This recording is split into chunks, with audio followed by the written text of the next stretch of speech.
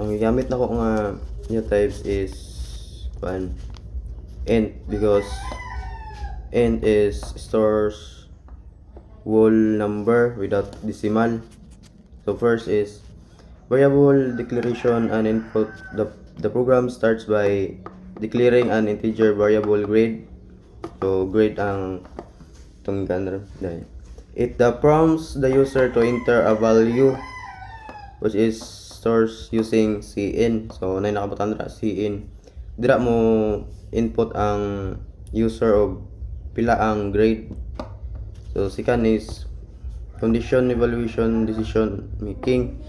The program evaluates the input against specific range in a top-down order. So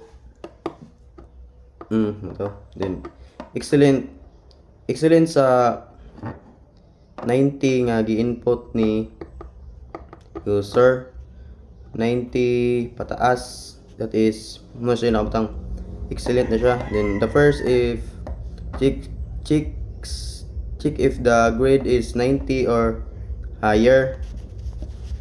So excellent ang magawas na. Then pass naman sa 75 to 90. So depende ng pilay input sa sa user.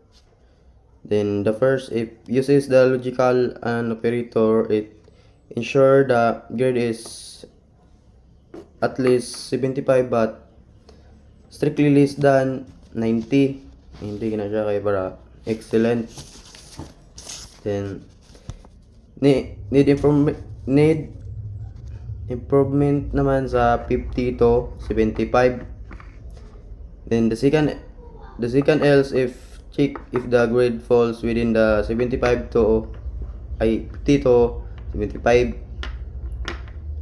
Then failed naman sa grade nga 50. The final else acts as a catch-all for any value that did not meet the previous criteria. So i-run ako ang program example. So input ko 90. So ang magawas is excellent.